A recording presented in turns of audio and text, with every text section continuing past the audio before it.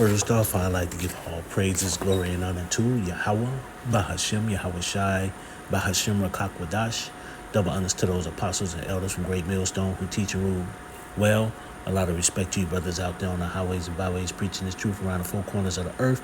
And salutations to the hopeful elect that you guys may be sealed soon. And with that, this your brother the Bar from the branch of GMS here in Chicago, coming right back at you with a little lesson. And here he is on his fucking goddamn evil ass, wicked ass pagan holiday, Thanksgiving or Thanksgiving, you know.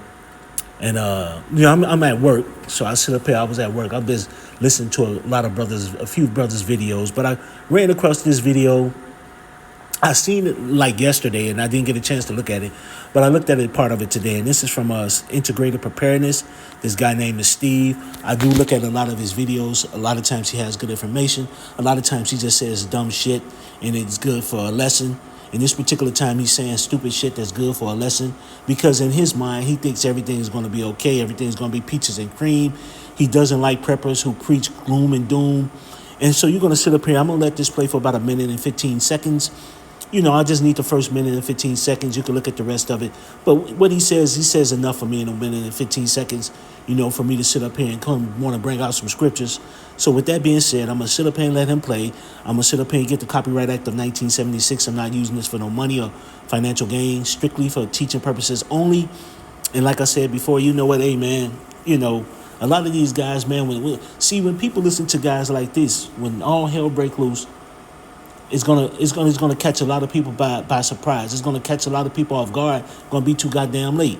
You know, that goes into that 1 Thessalonians 5:3. You know, the day of the Lord. You know, coming as a thief in the night, and a lot of people gonna be caught off guard. But even before that, when all hell break loose, Jacob's trouble. You know, Egyptian versus Egyptian. A lot of people gonna be caught off that, man. You know, people just sit up here. They not paying attention. You know, but with that being said, I'm going to sit up here and let him play for about a minute and 15 seconds, and I'm going to grab a few scriptures. Well, good morning. Here we go. How are you all today? And welcome to Integrated Preparedness. Let me get you squared away there.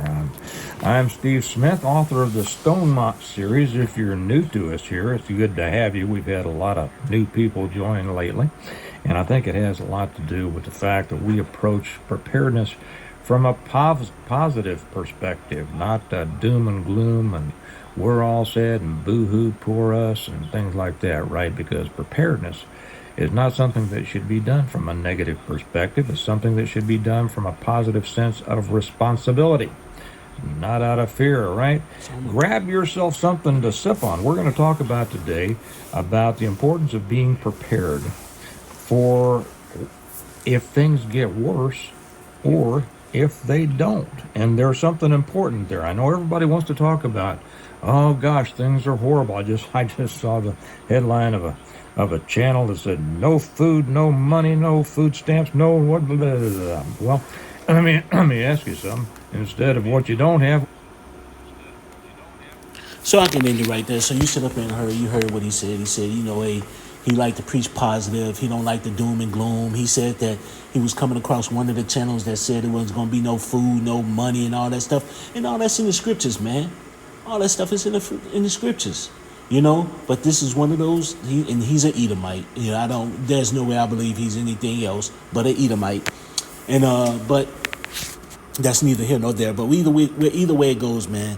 People don't understand what's about to come. It's about to be a lot of hell that's coming, and that's why you got the men of the Lord out here on the highways and byways, the prophets, sitting up here telling you what's about to happen. Now, before I sit up here and go into this, I did pull up that word prophet. And I'm finna read it. I'm going to try to read through this. It says, it comes from late 12th century. Person who speaks for God. One who foretells, inspires, preacher. From Old French prophet,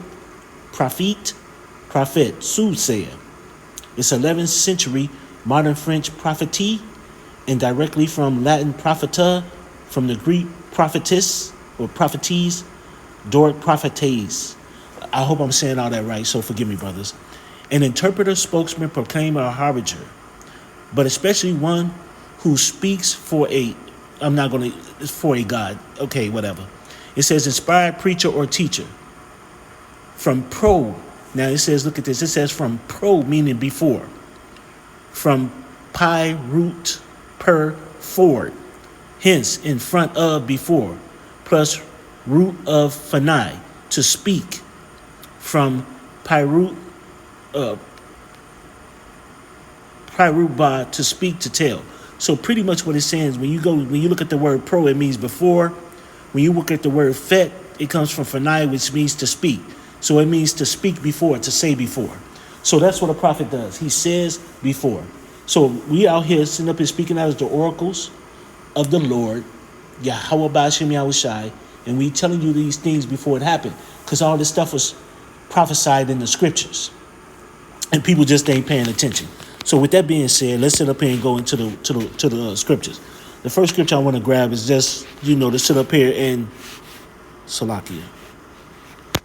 Seems like it was taking a while. Let's go into Habakkuk real quick.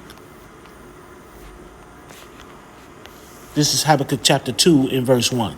It says, I will stand upon my watch, and will set me upon a tower, and I will watch to see what he will say unto me, and what I shall answer when I am reproved. And the Lord answered me and said, write the vision and make it plain upon tables, that he may run it that read it. And what's the vision? The scriptures, man. The prophecies that's coming about. The table is the Bible. And he may run that read it. And who's reading it right now? The prophets. We got that new song. And that new song is just understanding the scriptures. For the vision is yet for an appointed time, but at the end it shall speak and not lie. Though it tarry, wait for it, because it will surely come and it will not tarry. I see a lot of people sit up here and think that these prophecies ain't coming. And you can see them plain and simple. And a lot of people sit up here and think, oh, it's going to go by. It's not going to happen in our time. Or a lot of people sit up here and think like this guy, Steve Smith. He sit up here and think everything is going to be okay. It's not going to be okay. It's about to get real bad out here. So with that being said, I'm just going to hit on a few scriptures, a few things that he said. The first one I'm going to sit up here and say is Matthew chapter 24, which we all familiar with. It says, Matthew 24:3, it says, as he sat upon the Mount of Olives, the disciples came unto him privately, saying, tell us, when shall these things be, and what shall be the sign of thy coming, and of the end of the world?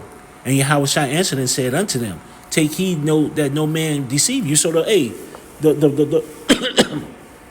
the disciples was asking Yahushua back then, hey, what's going to be the sign of your coming? What's going to be the end of the world? Because they was ready right then and there for it. It says, for many shall come in my name, saying, I am Hamashiach, and shall deceive many. And ye shall hear of wars and rumors of wars. See that ye be not troubled, for all these things must come to pass, but the end is not yet. For nation shall rise against nation, and kingdom against kingdom, and there shall be famines and pestilence and earthquakes in diverse places. All these are the beginning of sorrows. And that's the thing. All these are the beginning of sorrows. So these things, all these things were said before. All these things was in the Bible before, for the prophets before us. And a lot of us was those prophets back then. You got to understand.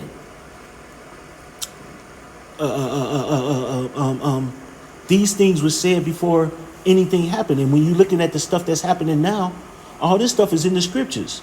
Now it might be said in certain ways, like, the prophets don't know what missiles are, so they said they were arrows. The prophets compared a lot of men with their tanks to men with horses. These guys, the prophets back then didn't know exactly what to use, so they used what they seen and compared it to what they was shown. They compared to times now to what was seen back then. So they compare the missiles to arrows. They compare the tanks and a lot of the mighty men's. They compare the horses. That's what they compare things to. So they're comparing it to what they saw, what was in their visions. So this is what they were comparing things to. And people got to understand, these things are happening in real time now. All the prophets, what they spoke back then, is happening now. And a lot of people are about to sit up here and be caught unawares with their pants down because they don't want to believe anything. They believe the Bible is a fairy tale book or a joke. A lot of people, especially our people, But with that, man, let me sit up here and grab. Now. I want to go to second Esdras. That's where I really want to go. Let me go to second Esdras real quick, because there's a few scriptures in Esdras that I want to hit. This second Esdras 15. Because he sits up here and think everything is going to be okay. He says, prepare for the worst. What's his worst? What he thinks? What maybe a couple of bad moments. Food might not be, or Maybe here and there you got some violence going on, or here and there. See, he's looking at it from a different angle. But what did the Lord say in the scriptures? This is Second Esdras chapter 15 and verse 14. It says, "Woe to the world and them that dwell therein. For the sword and their destruction draweth nigh, and one people shall stand up and fight against another, and swords in their hands." What's the modern day sword? A gun. But he said, woe to the world. That woe means destruction. He said destruction is coming. So what did this dude think he's preparing for? The worst. He's not preparing for it. He thinks everything's going to be okay. He got a set of books called A Revival. It's 7 books, 6 plus 1, because he wrote the last one is something else. But either way it goes, he wrote a book saying when bad times come, and everything is over with, how they going to rebuild when they think all hell is going to be over with, and how they think people are going to be rebuilt. No. The kingdom to come is going to be the kingdom of the Israelite with Yahweh Shai, King David, the 12, the rest of the 144,000, the elect. And then you're going to have the other 2/3 that's going to be bought back in once they get their judgment on this side. They're going to come in through the loins of the elect men. This ain't going to be no kingdom where you're going to be rebuilding yourself and y'all going to still be around. No, sir. See, this is what these fools think. But it says, for that shall be sedition among men and invading one another. They shall not regard their kings nor princes, and the course of their actions shall stand in their power. They ain't going to care about nobody. They ain't going to care about law enforcement, no type of authority, and nothing's going to stop them from doing what they're doing. It says, a man shall desire to go into a city and shall not be able. There's going to be a martial law. And it says, for because of their pride, the city shall be troubled, the houses shall be destroyed, and men shall be afraid. A man shall have no pity upon his neighbor, but shall destroy their houses with the sword and spoil their goods because of lack of bread and for great tribulation. And what did that guy Alex Jones say? He said he's going to eat his neighbor.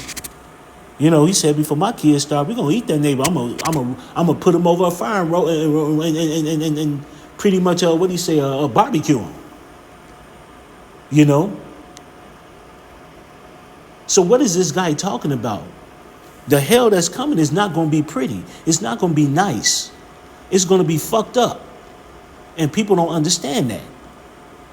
And that's why the men of the Lord out there. We out there to gather the elect. Really, that's all we really truly care about. We out there for the elect. But in doing so, guess what we're going to be saying too? We're going to tell 2/3 of our people, since you ain't going to get right, you're going to be destroyed on this side, but you'll come back right in the kingdom. What we telling the heathen? And I'm talking about the heathen nations, not the Edomites at this moment. We telling them, hey, you're going to be destroyed, but at least you're going to get after your 1,000 years of servitude and slavery, hardcore bondage, you're going to at least get your land. But what about the Edomites, the so-called white people? What are they going to get? After their hardcore servitude, the hardcore slavery, they're going to be destroyed off the face of the earth. Point blank, period. You're going to get double what you did to the Israelites. The so-called black people, the so-called black, Latino, and Native Americans. You're going to get fucking destroyed. Point blank, period. And people don't want to sit up here. See, people think the Bible is a joke, man. And people, when you tell them the truth about the Bible, then they don't want to hear it, because now it keeps them from, it makes them accountable for their wickedness. But that's not what I'm talking about. So, but this guy sit up here and say, we prepare for the worst. I don't know what worst he talking about. I don't know. He says it's doom and gloom. Yes, it's about to be doom and gloom. It's about to be it's about to be worse than your doom and gloom. Now he sit up here and said that he said there was nothing about no famine. So let's sit up here and go into to the famine part. Let's sit up here and go into that. This is 2 Esdras chapter 6 and verse what? In 22. And I'm going to go straight to the point. It says, this is 2 Esdras 6 and 22. It says, and suddenly shall the sown places appear unsown. The full storehouses shall be suddenly found empty. What is that? That means famine. That means no food. And if Alex Jones talking about eating his neighbor, what does that mean? He even quoted it. He even said something about that in one of the videos. I looked at him a little earlier. I didn't look at the whole thing, but he's like Alex Jones. He said something about what Alex Jones was talking about. And my thing is, if you know what Alex Jones said, he said he's going to eat one of his neighbors. Now, he said he doesn't agree with everything, but he does listen to him. See, this is the thing, man. A lot of people going to sit up here and be caught off guard, man. They're going to get fucked up in the times ahead. But it's supposed to happen. This is Yahweh Ba'ashem Yahweh Shai. This is Yahweh's design. You know, everything was made this way. Everything, this is his movie. You know, he gave Yahweh Shai the diagram and all the patterns and everything. And then Yahweh Shai created the other spirits along with the Yahweh Shai with the spirits that he created, helped him build this world. But not only that, the story that goes with it is through Yahweh. This is his movie, the greatest director, producer, everything. You know? And people sit up here and don't understand, man. And we out here telling you in a row. But motherfuckers just don't want to get it. But hey, he talking about, hey, ain't gonna be no... It says famine is coming. It says there ain't gonna be no food. You know, and if you go even further than that, even in the Bible, it's telling you that what women is going to be doing at that time. Let's go into Lamentations. This is Lamentations 4.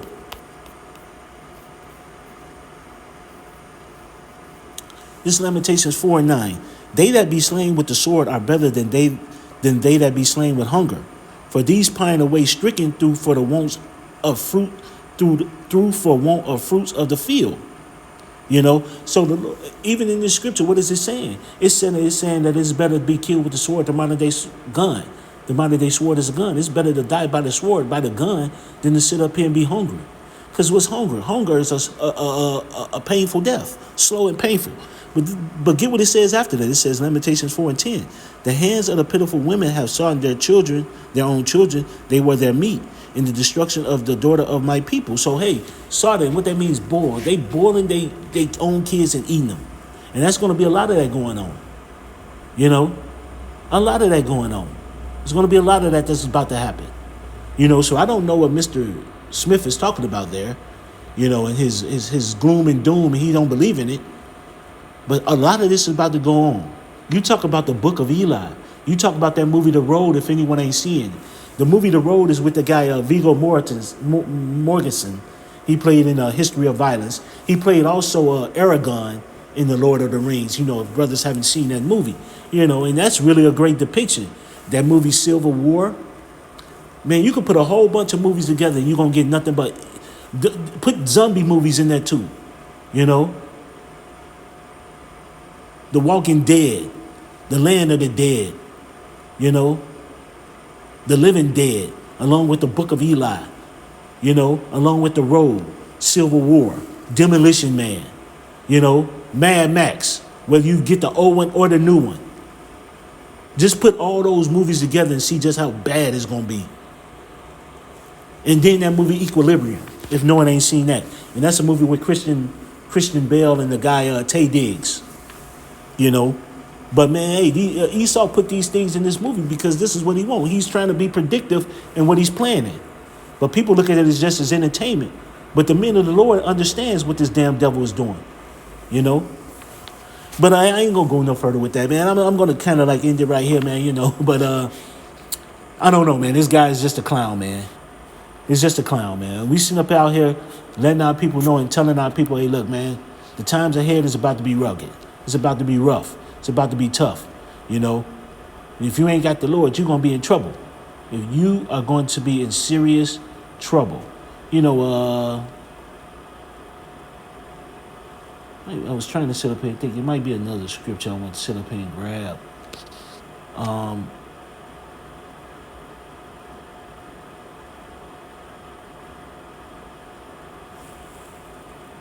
Wait a minute.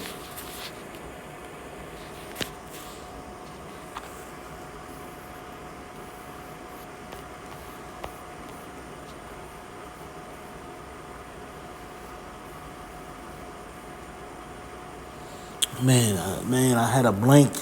Oh, I caught a blank, brothers. Man, I had a scripture on my mind. Oh, I caught a blank.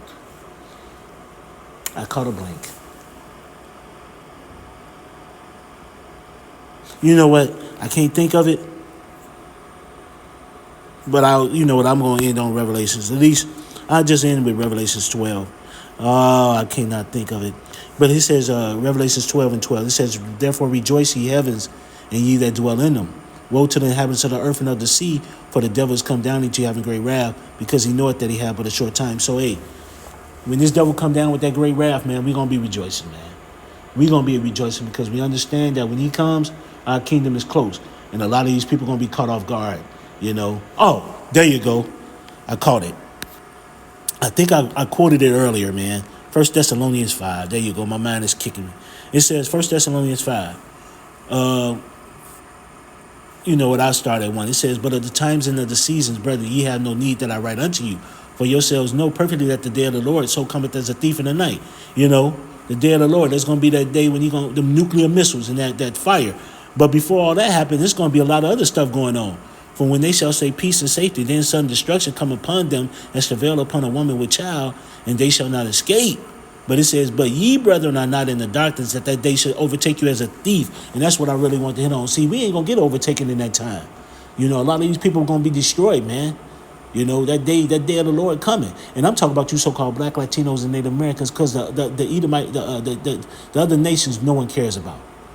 You know, they ain't shit. They spittle to the Lord. But to you motherfuckers, you 2/3, oh yeah. You know, because a lot of y'all still playing around and having guns. Y'all enjoying Thanksgiving right now. And then you're gonna be coming up for Deathmas pretty soon. You know. Because this show they ain't called the other one. It's Deathmas. Because that's what's gonna happen to a lot of y'all. But either way it goes, you know, Hey, brothers, man, we ain't got too much time no longer to be in this dump, man. We're going to be up out of here pretty soon. So with that, I'd like to give all praises, glory, and honor to Yahweh, Bahashem, Yahweh Shai, Bahashem, Rakakwadash. Double honors to those apostles and elders from Great Millstone, teaching rule well. A lot of respect to you brothers out there on the highways and byways, preaching this truth around the four corners of the earth. It's how you taste till the hopeful let you guys may be sealed sooner. With that, I always say stay prayed up, brothers. Pray for each other because we're almost up out of here. So with that, I'd like to say Kwam Yasharallah and Abba Ball and Anyahabatamalakya. Shalom.